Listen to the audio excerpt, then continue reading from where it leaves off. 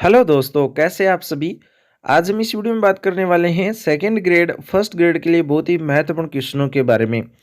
कुछ बच्चों की डिमांड थी कि व्याख्या वाले क्वेश्चन है वो हमें बताओ। तो व्याख्या वाले वो क्वेश्चन है जो पिछले एग्जामों में बार बार पूछे गए क्वेश्चन है। तो आज हम इस वीडियो में व्याख्या सहित क्वेश्चनों का हल देखने वाले हैं। वीडियो लास्ट तक जरूर देखना। आज का पहला क्वेश्चन है, राजस्थान की किस झील को टोडरोक के रूप में भी जाना जाता है। तो राजस्थान की ऐसी कौन सी झील है जिसे टोडरोक रूप से जाना जाता है या टोडरोक नाम से भी जाना जाता है। तो वो है नक्की झील। नक्की झील कहाँ पर है ये आप कमेंट में जरूर बता दें कि नक्की झील कहाँ पर है जिसे टोडरोक के नाम से भी जाना जाता है। चलिए 2 नंबर क्वेश्चन देखते हैं। अगला क्वेश्चन है, निम्न में से कौन सी झील उदयपुर में नहीं है। इनमें से चारों में से ऐसी कौन सी झील है जो उदयपुर में नहीं है। तो देखो, पिछोला है, उदय सागर है, फतेह सागर है, लेकिन राजसमंद झील ऐसी झील है जिसका नामकरण भी जिले के नाम पर हुआ है।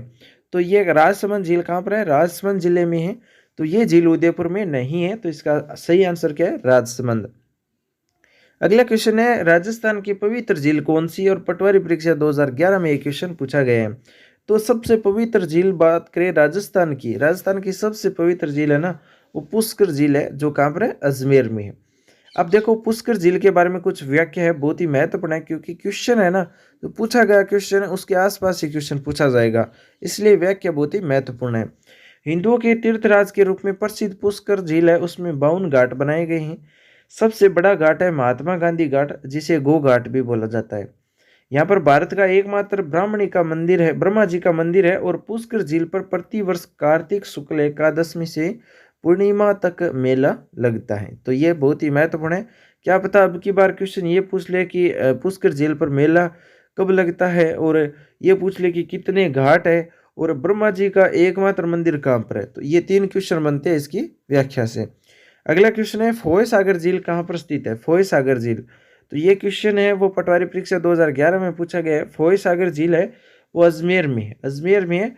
और इस झील का निर्माण अंग्रेज इंजीनियर था फोय, उसने करवाया था 1891 और 92 में।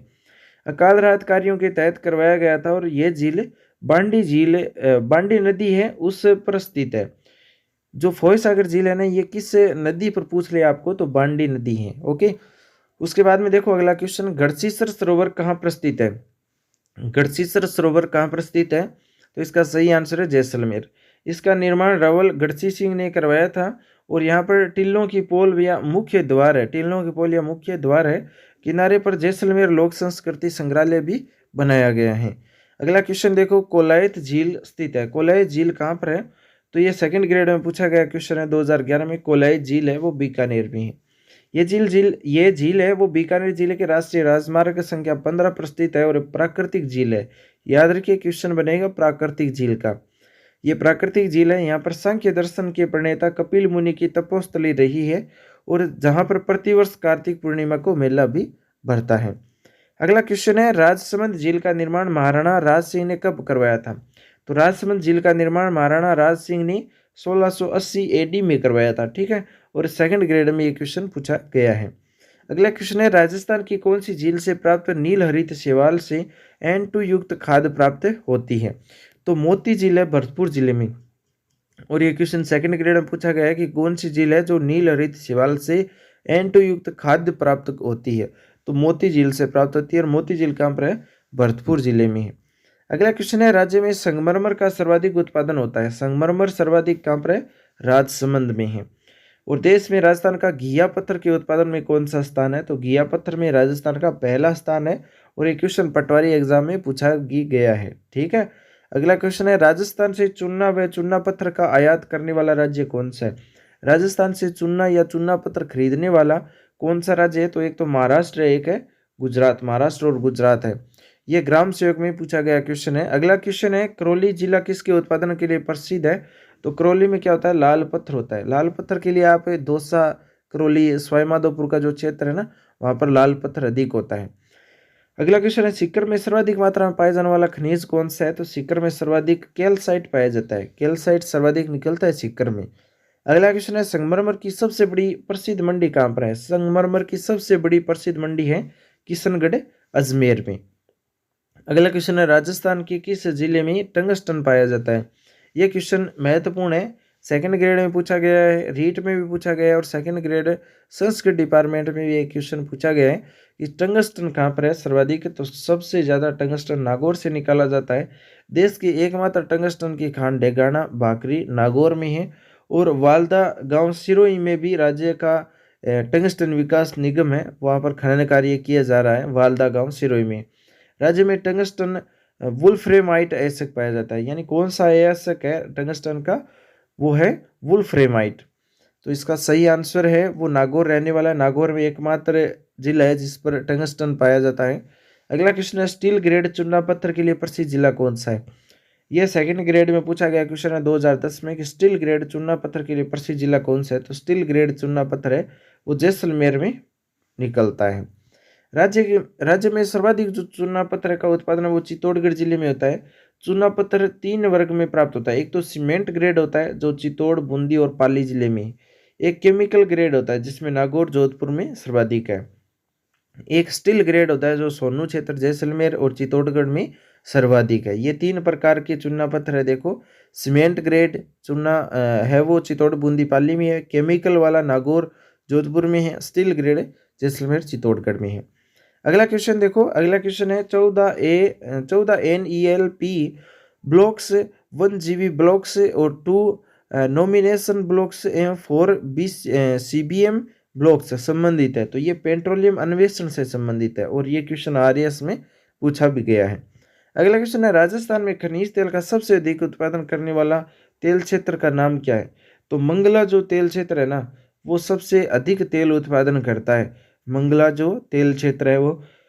और ये क्वेश्चन सेकंड ग्रेड में पूछा भी गया है। अगला क्वेश्चन देखो, राजस्थान में बहुधा सूखा व अकाल पड़ने का आधारभूत कारण क्या है।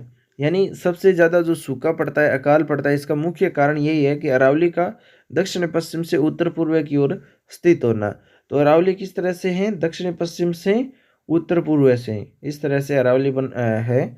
इस वजह से हमें सूखा है, अकाल है, इनकी समस्या है वो झेलनी पड़ रही है अरावली की वजह से।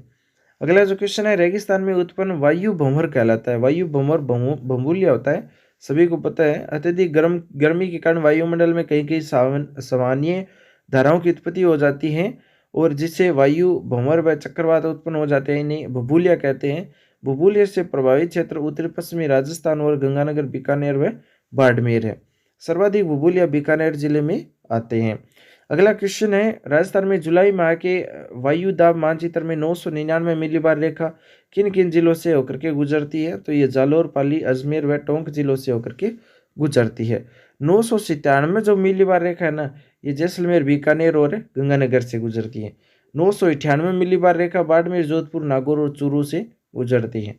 999 की बात करें तो जालोर, पाली, अजमेर और टोंक से। 1000 की बात करें तो सिरोही, उदयपुर, प्रतापगढ़ व झालावाड़ से गुजरती है। तो ये यहाँ से जो व्याख्या है, यहाँ से क्वेश्चन कई बार एग्जाम में पूछा भी गया है। देखिए 997, 98, 99 व 100, ये 4 मिलीबार रेखा आपको ध्यान में रखनी है। 997 तो जैसलमेर, बीकानेर, गंगानगर से गुजरती है। 998 बाड़मेर, जोधपुर, नागौर, चूरू से गुजरती है। तीसरी जालोर, पाली, अजमेर, टोंक से गुजरती है और चौथी है कि सिरोही, उदयपुर और प्रतापगढ़ और झालावाड़ से।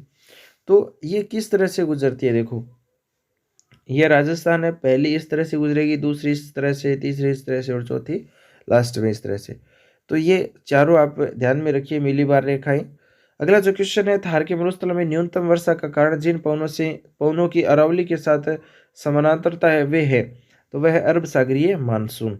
ये 2007 में सेकंड ग्रेड में पूछा गया क्वेश्चन है। राजस्थान में 2 प्रकार की मानसून पवनें हैं। एक तो अरब सागर की दक्षिण पश्चिमी मानसून है, दूसरी बंगाल की खाड़ी की दक्षिण पूर्वी मानसून पवनें आकर्षित होती है।